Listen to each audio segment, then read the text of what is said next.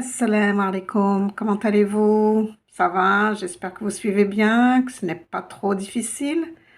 N'oubliez pas que la seule manière d'apprendre à lire l'arabe, c'est de s'entraîner tous les jours, même si ce n'est que pour quelques mots, quelques minutes. Continuons aujourd'hui notre exercice d'entraînement à la lecture, en lisant les titres des sourates du Coran.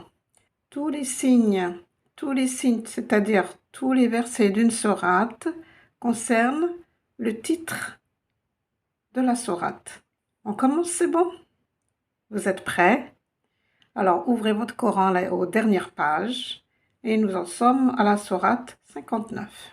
Avant tout, commençons par A'udhu billahi minash shaitanir rajim. Bismillahirrahmanirrahim. Alors, sourate. Alors, sourate 59. Alors, qu'est-ce que c'est que ça? Allez, observez bien. Là, c'est elle. L'article définit elle, et vous voyez qu'il est relié au-dessus. Il est relié avec la lettre Ha. Donc, on va lire elle, Ha. Alors, vous vous souvenez de ce signe avec les 3 points? C'est la lettre Shin. El-Hashar. El-Hashar. Alors, vous avez ici El-Insan. El-Insan. On va dire que c'est la partie automate de l'être humain. Alors, la sourate 77.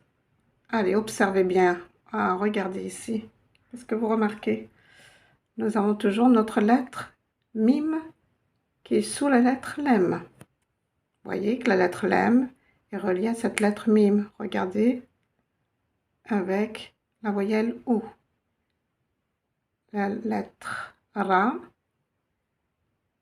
Sin, Lem avec sa prolongation et la lettre T.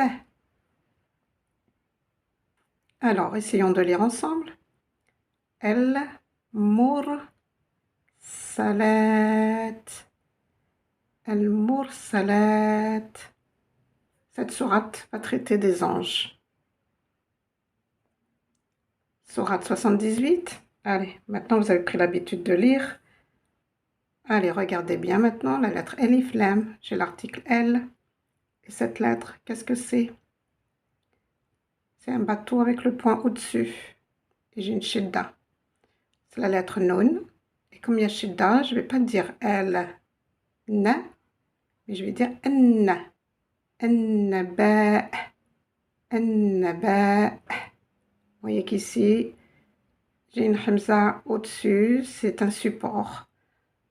Là, je n'ai pas la voyelle, mais ça ne peut être que le E. N-ba. C'est une très grande information, une information capitale que tout le monde attend. Allez, continuons. La sourate 91. Nous avons toujours l'article L.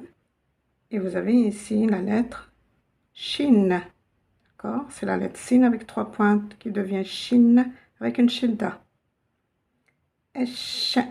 Esh-shamsu. Esh-shams. Nous l'avons déjà vu en cours, ce mot. Le soleil qui symbolise l'arrivée de l'information sur la Terre. Alors, l'article L. El-laylu. El-layl. La nuit. La nuit qui peut symboliser les moments sombres de notre vie ou bien même une période de repos. El-layl. El-layl. Sourate 94. Alors observez bien, vous avez bien l'article L, la lettre Shin. Vous avez la shidda qui est un peu déplacée. C'est sûrement pour ne pas toucher l'autre titre. Bon, la shidda elle est toujours normalement placée sur la lettre Shin, la lettre Ra et la lettre Ha. Esh, esh, esharh. Alors, traduit par l'ouverture, mais c'est plutôt la dilatation. Lorsqu'on sent que sa poitrine, son bait se dilate, quand elle est remplie de bonnes inspirations, elle se dilate, elle n'est pas stressée. Et le contraire, justement, c'est quand on se sent pas bien, on sent qu'il y a dans notre poitrine quelque chose qui nous serre, qui nous enserre. Eh bien, c'est le contraire de sharh. Sourate 95, on a déjà vu ce mot. Oui, souvenez-vous. Nous avons déjà vu ce mot lorsque nous avons étudié la lettre Noun. Alors, vous remarquez toujours l'article L.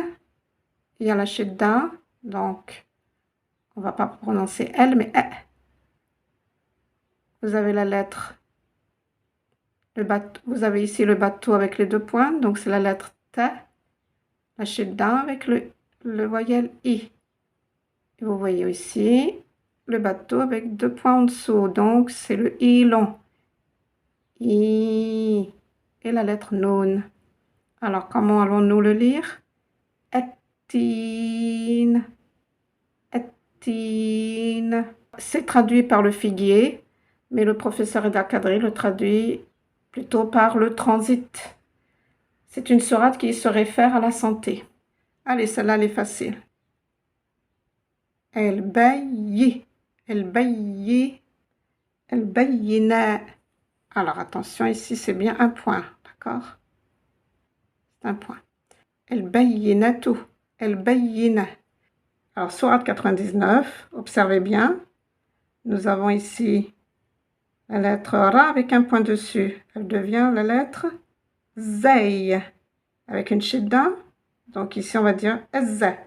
Ezzalzala. Ezzalzalatu. Attention, cette voyelle I, c'est pour le bayyina. D'accord? Ezzalzala. Et nous arrivons aux deux dernières sourates que vous pouvez déjà lire. Alors, observez bien, regardez, vous avez toujours l'article L.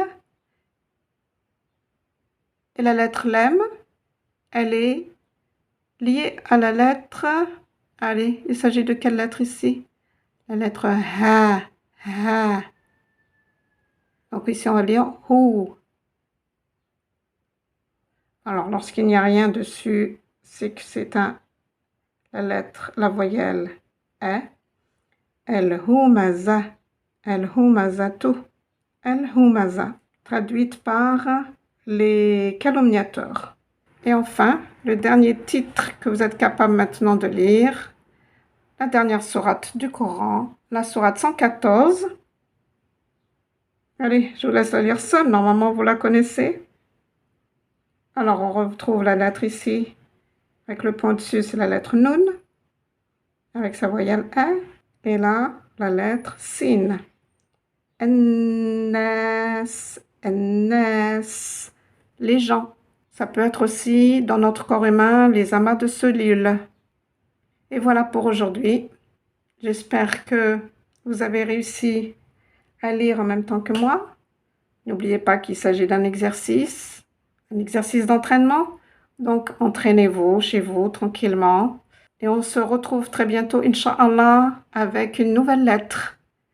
Alors, avant de nous quitter, n'oubliez pas de vous abonner et de cliquer sur le pouce bleu. Laissez-moi des commentaires et puis à la fin, qu'est-ce qu'on dit?